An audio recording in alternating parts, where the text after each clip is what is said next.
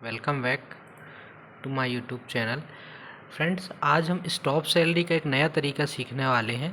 Stop salary जब की जाती है, जैसे मेरे पास अभी एक प्रॉब्लम आई थी। दो एम्प्लॉय थे जिनकी स्टॉप सैलरी यहाँ पे जो दिखा रही थी ये 2019 की स्टॉप सैलरी दिखा रही थी, जबकि उन्होंने रोका जो था अप्रैल 2026 की सैलरी रुकी हुई थी। पर जब कोई ऐसी एरर हो जाती है या कई बार कैलकुलेशन या अपने को डेट डालने में जब गलतियां हो जाती हैं, तो उसमें 1/11/19 की एरर मतलब स्टॉप सैलरी की गई थी। और मैंने जो जनरेट कर दी, जब मुझे पता चला तो मैंने अप्रैल 2026 की सोच के इसको जनरेट कर दिया था।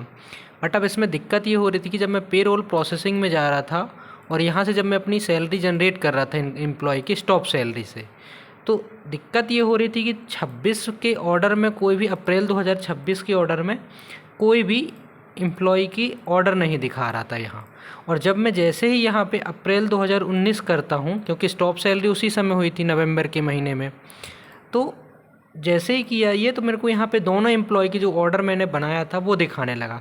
अब दिक्कत ये आ रही कि मुझे सैलरी देनी अप्रैल 2026 की है और ऑर्डर जो ये जनरेट हो रही सैलरी ये नवंबर 2026 की हो रही। इस स्थिति में क्या किया जाता है, कई बार जनरली केस में क्या होता है कि कोई ऑपरेटर या किसी से ये गलती हो जाती है कि जो स्टॉप सैलरी बनाया होगा उसने यहाँ से जो स्टॉप ऑर्डर है उसको डिलीट कर देता है।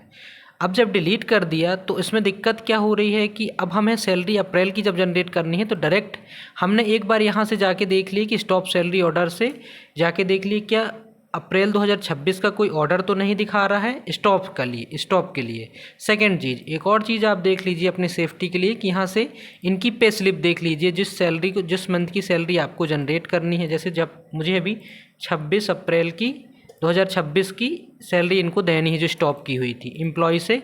जैसे ही मैं यहाँ पे सर्च करता हूँ तो मेरे पास यहाँ पे उसी एम्प्लॉय का कॉपी था, तो अप्रैल मंथ में कोई भी नहीं दिखा रहा डेटा। बट जैसे ही मैं मई करूँगा तो यहाँ पे मेरे पास मई में सैलरी इसकी दिखाने लगी। तो इस स्थिति में क्या करिए, आप डायरेक्ट यहाँ से सैलरी को जनरेट कर दीजिए। जनरेट करता तो आता ही होगा, सीधे जाएं आप पेरोल प्रोसेसिंग में जाएं और यहाँ से पे बिल के अकॉर्डिंग ही 2026 में जाना है और अप्रैल मंथ की सैलरी जाके यहाँ से जीपीएफ करके अपना जो है इतना डाल के यहाँ से जनरेट कर दीजिए। जब जैसे ही आप जनरेट करेंगे, मैंने अभी एक्चुअल में जनरेट कर दिया है, इस वजह से यहाँ पे दिखा नहीं रहा है। और मैं आपको इसका बिल ट्रैक भी दिखा देता हूँ कि बिल ट्रैकिंग में जब अपन जाते हैं तो जैसे मैंने अभी किया है, अप्रैल जीपीएफ एम्प्लॉय थे और हेड नंबर डाल दो आप, बजट हेडलाइन, तो यहाँ पे जो दिखा रहा है ये दिखाने लगा।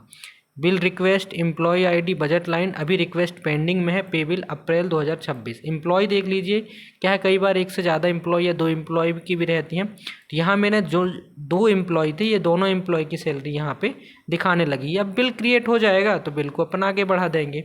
सिंपल है।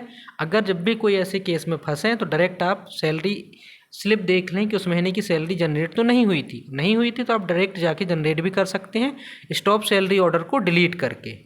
Thank you.